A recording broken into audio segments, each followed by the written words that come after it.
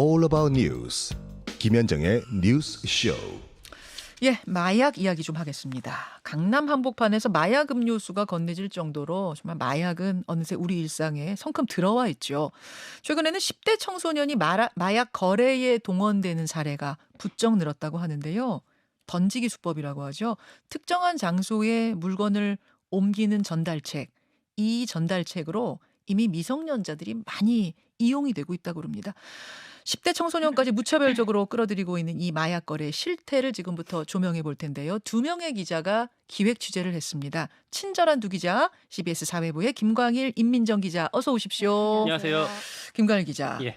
마약 전달책에 오늘은 이제 주목을 하는 건데 구체적으로 어떤 일을 하는 게 마약 전달책입니까? 그러니까 이게 판매자랑 구매자가 직접 만나서 거래하게 되면 예. 한 명 잡혔을 때 꼬리 밟혀갖고 같이 걸릴 수 있잖아요. 그렇죠. 그래서 중간에 다른 사람을 징검다리를 만들어 놓는 거예요. 그렇게 거래를 하는 거고 이제 뭐 던지기 수법이라고 많이들 좀 이제는 알고 계실 텐데 판매자가 이 전달책을 시켜서 마약을 특정한 장소에다 놔라 네. 이렇게 하고 그러면 그 뒤에 구매자가 거기 있는 걸 와서 찾아가는 방식으로 마약 거래를 많이 지금 하고 있거든요. 예. 이때 이용되는 이 전달책, 뭐 운반책이라고 말하기도 하는데 이쪽 은어로는 또 보니까 드라퍼라고 하더라고요. 드랍 떨어뜨린다. 이렇게 드라퍼. 투하하는 사람.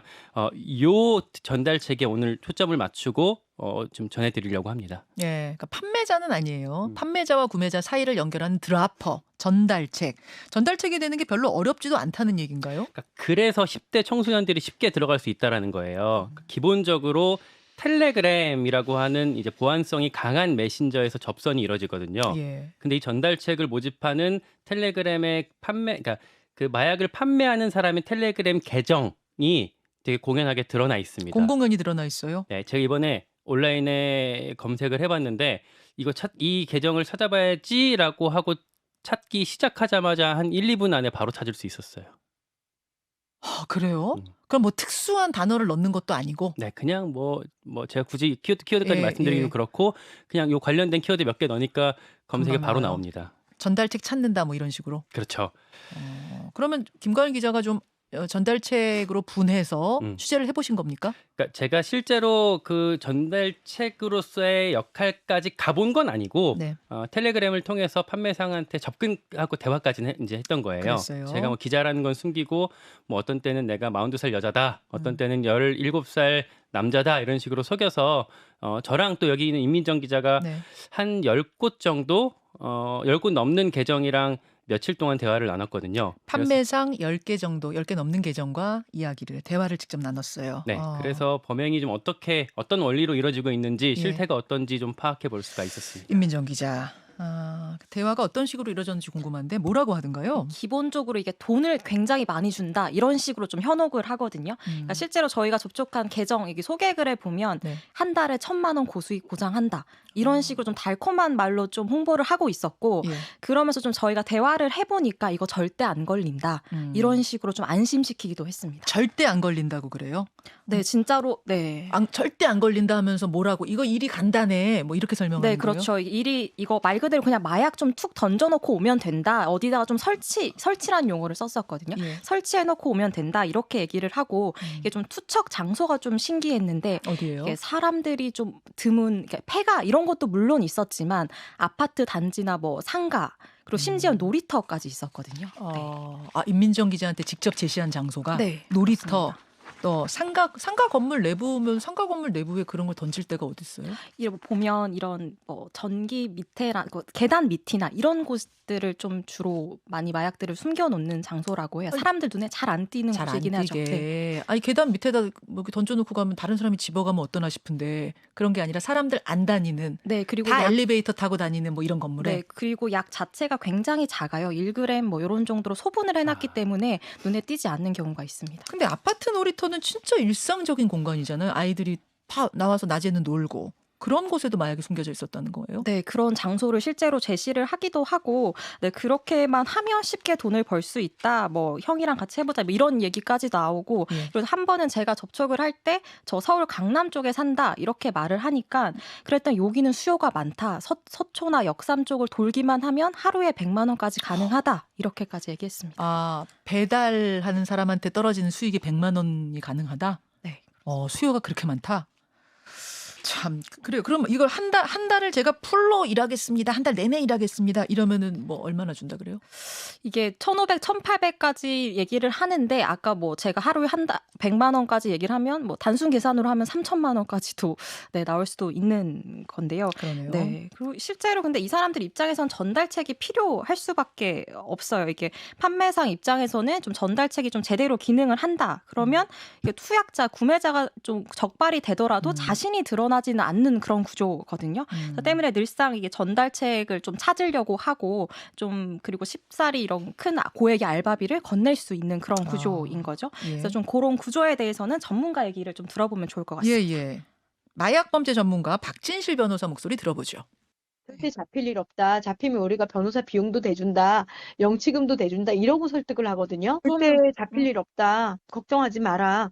그리고 신분증 보내달라. 그리고 너 일 잘하면 우리가 퇴직금도 줄게. 시스템을 만들어 놨다니까요. 그들이. 도화되고 있는 거예요. 고도화. 이게 근데 그 청취자분들께서 좀 주의하셔야 될 게 있어요. 네네. 이게 워낙 저희가 지금 말씀드린 게 마약 그 전달책으로 일하는 게 쉽게 돈 벌 수 있다라고 말씀을 드리면 좀 혹할 수도 있거든요. 근데 이거 중범죄입니다. 저희는 이제 취재를 위해서 기사 쓰려고 한 거고 네. 또 경찰 관계자들이랑 여러 루트로 이 우리가 취재한다는 걸 알리고 자문까지 받아가면서 했던 거거든요. 경찰과 같이 공동 취재한 겁니다. 네, 그냥 쉽게 생각해서 들어갔다가는 큰 처벌을 받을 수가 있습니다. 예. 요 처벌과 관련해서 경남경찰청 마약범죄 수사계 김대규 계장의 목소리를 직접 한번 또 들어보실게요. 그러죠. 그 마약류 관리에 관한 법률 그 60조 1항 2호에 보면 그 일반적인 향정신성 의약품이 이렇게 이제 했을 때는 10년 이하 징역에서 1억 원 이하 벌금이고 그다음에 58조 1항이 걸리는 게 있습니다. 그건 마약 향정신성 의약품 중에서도 그 합성대마라든지 이런 거는 좀 세거든요. 또 무기징역까지 갑니다. 여러분 무기징역까지 가요. 난 배달만 했을 뿐인데 나 판매책도 아닌데 이러시면 안 돼요. 이거 잘못 드라퍼로 손댔다가는 큰일 납니다. 김광희 기자. 예. 자, 그리고 그 다음 단계는 그럼 어떻게 돼요? 그 전에 그 무기징역은 아주 최대의 경우에 무기징역이고 이게 사실은 처벌이 수위가 좀 약해서 양형이나 처벌을 늘리자 이런 목소리도 있는 상황이라는 것 전제를 좀 말씀드리고요. 네. 그 다음 단계로 바로 전달책으로 일을 할 수 있는 건 아니었습니다. 그러니까 판매상들이 조건을 요구를 해요. 어떤 조건입니까? 그 저희한테 얘기했던 판매상들은 두 가지를 보통 얘기합니다. 신분 인증 그리고 보증금을 얘기를 했어요. 그러니까 뭐 둘 중에 하나를 좀 면제해 준 경우도 있긴 했지만 대체로 그랬고 이게 왜 이런 것들을 하냐면 만약에 전달책이 나 이거 하겠다라고 해놓고 마약만 받아놓고 잠수 탈 수가 있잖아요. 그렇게 되면 이 판매상도 손해가 너무 크다 보니까 좀 꼼꼼히 검증을 하는 상황인 거고. 그럼 신분 인증은 뭐 신분증 보내달라 그러는 거예요? 네, 신분증을 찍어서 그 사진으로 찍어서 보내달라는 게 이제 대부분이었고. 남의 신분증 보낼 수도 있잖아요. 어디서 네. 습득한 거. 그런 것까지 그쪽에서 이제 고려를 해서 예. 신분증만 보내는 게 아니라 신분증이랑 네 얼굴 옆에서 같이 찍고 그리고 지금 시간이 나온 시계까지 같이 찍어서 보내라. 아하, 조건이 있군요. 네, 꼼꼼하게. 그렇게 하는 경우도 있었고 네. 그리고 또 눈에 띄는 게 제가 이렇게 학생인 척하고 네. 나 민증 아직 안 나왔다. 그 뭐 학생증밖에 없다라고 얘기를 여러 계정한테 했는데 이걸 갖고 문제 삼는 사람은 거의 없었습니다.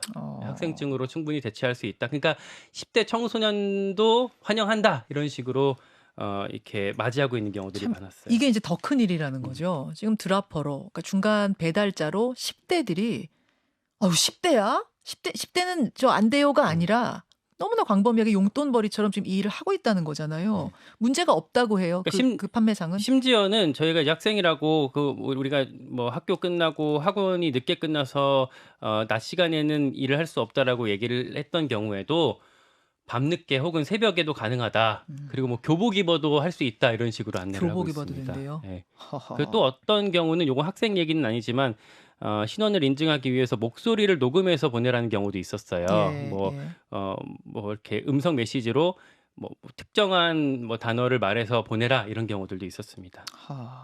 그거는 이제 신고할까 봐 뭐 약점 가지고 있는 겁니까, 목소리? 네, 뭐 그러기도 하지만 어떻게 보면 좀 자기 검열을 유도하는 거예요. 그러니까 신분증을 이렇게 보내고 목소리를 넘기게 되면 이 전달책으로 지원한 사람 스스로가 이렇게 판매상을 배신하지 않고 내가 좀 배신하지 두려울 않고. 수 있기 때문에 그 자기 검열을 할 수 있다.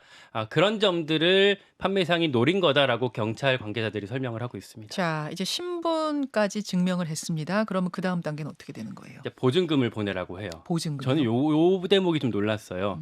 이제 일을 하기 위해서 돈을 보내라는 거거든요. 예. 한 최소 200만 원, 그리고 보통은 한 4,500만 원 정도를 보내야 일을 시작할 수 있다고 하는 거예요. 이 보증금을 보내라고 하는 이유도 뭐 마약 가지고 튈까 봐? 네. 아. 그걸 우려해서 하는 거고 보증금을 그것도 뭐 현금으로 그 계좌이체 하는 것도 아니고 코인으로 보내라고 해요. 코인으로요? 네. 그거 왜 그래요? 그러니까 이거를 이제 일종의 그러니까 이 고리를 끊는 거죠. 그러니까 돈으로 만약에 보내게 되면 그 계좌 내역이 남을 수 있기 때문에 추적을 따돌리기 위해서 아하. 그렇게 하는 거고 코인 난 계좌 없다라고 했더니 예. 그러면 그 대행 업체가 있대요. 그 대행 업체에다 무통장 입금으로 돈을 보내면 그 대행 업체가 우리한테 코인을 쏴줄 거다. 정말 시스템화돼 있네요. 그렇습니다. 그렇군요. 알겠습니다. 여기서 돈 바로 보내면 바로 전달책이 되든가요? 요것도 참 어떤 수습 기간이 있더라고요. 수습이요? 예, 한 사흘 정도. 그러니까 처음에는 조금씩밖에 일을 안 줘요. 한 1g 정도 만약에 이 전달책이 튀거나 뭐 실수해서 잃어버려도 그 판매상한테 크게 손해 보지 않을 정도로만 주고 점점 양을 늘려주고 그리고 처음에는 좀 페이가 적고 뭐 이렇게 진행을 하고 한 사흘 정도 이 일에 잘 따라가면 그 뒤에 어떤 정직원 정도의 느낌으로 일을 주게 됩니다. 앞에서부터 계속 강조하는 게 그리고 저희가 지금 이 이야기를 들려드리는 이유는 이게 은밀한 게 아니고 공공연하게 벌어지고 있고요. 이미 시스템화되어 있습니다, 여러분. 그래서 우리가 이거 알려주면 더 큰일 나는 거 아니에요? 이게 아니고요. 아셔야 된다는 겁니다. 이제 알고 이것들을 더 구체적으로 적극적으로 잡아내야 된다는 이야기입니다. 임민정 기자, 전달책은 보통 어떤 사람들이, 드라퍼는 보통 어떤 사람들이 하던가요? 네, 이거 관련해가지고 좀 경찰 수사관들 얘기를 좀 들어봤는데, 네. 그러니까 전달책들이 보통 급전이 필요하거나 생활이 좀 어렵거나 하는 사람들이 좀 그런 청소년들도 그렇고요. 그런 사람들이 좀 많이 한다고 하고, 실제로 지난달에 경남경찰청에서 이제 전달책을 대거 잡은 사례가 있었는데 예, 예. 이때도 10대가 한 명 있었어요. 그때 이 10대에 대해서 저희가 좀 취재를 해보니까 예. 이 10대는 사이버 도박을 하다가 돈이 없어서 이런 마약 전달책에 가담을 했다 이렇게 말을 했다라고 하고 그러니까 아무튼 이렇게 시작한 범죄는 좀 솔직히 보통 처음에만 좀 겁이 나지 점점 무뎌지게 된다. 그래서 아이들이 좀 더 빠지는 것 같다 이렇게 말을 하기도 했습니다. 10대가 아이들이 빠지고 있다는 이 점에 우리가 더 주목하고 있는 건데 실제로 그렇게 많답니까?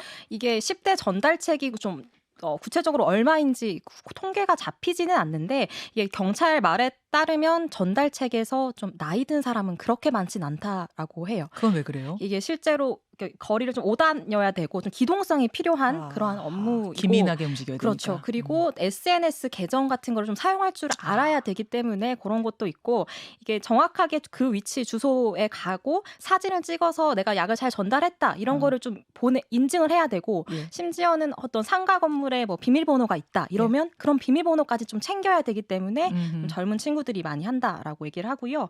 그리고 이게 문제가 이렇게 젊은 친구들이 하다 보니까 이게 또래 집단 사이에서 좀 급속도로 퍼지는 경우가 있다라고 그럴 해요. 수 있겠네요. 예, 청소년의 특징이죠. 또래 집단하고 워낙 가까우니까 네. 금방 또 퍼지는군요. 야, 내가 이거 해보니까 용돈벌이 돼. 별거 아니야. 이러면 또 다른 친구가 시도하고. 네, 별거 아니야라고 하기도 하고 심지어 이게 돈을 좀 많이 벌다 보니까 네. 나 옆에 친구가 이렇게 돈을 많이 버는데 그럼 나도 한번 해볼까 이런 식으로 좀 퍼진다는 게 변호사들이 해준 말이고요. 그리고 더 큰 문제는 이게 하다가 호기심이 생긴다는 거죠. 대체 이게 뭐길래 사람들이 돈을 보내서 이렇게 비싼 값에 약을 사느냐 하는 것 때문에 호기심이 생겨서 실제로 찍어 먹어보는 그런 사례가 있다라고 하고요. 그렇게 이제 전달책으로 일하다가 구매자로 넘어가기도, 그러니까 투약자로 넘어가는 거죠.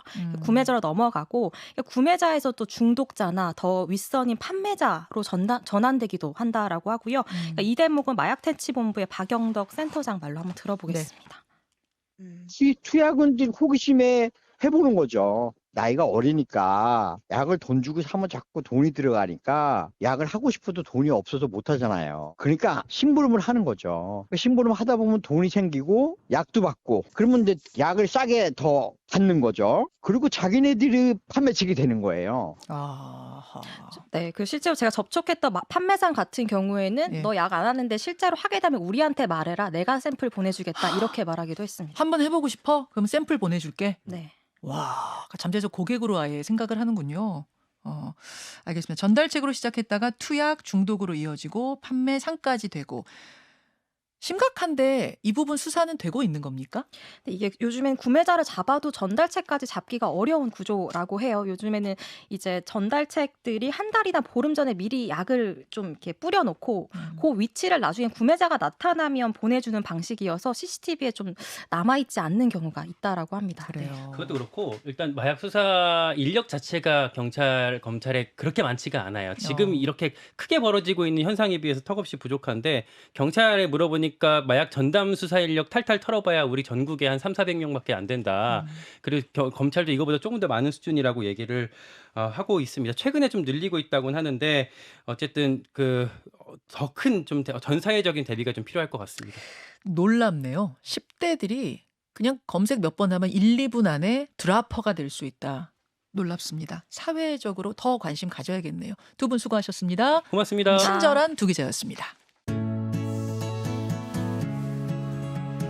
김현정의 뉴스쇼는 시청자 여러분의 참여를 기다립니다. 구독과 좋아요, 댓글 잊지 않으셨죠? 알림 설정을 해두시면 평일 아침 7시 20분 실시간 라이브도 참여하실 수 있습니다.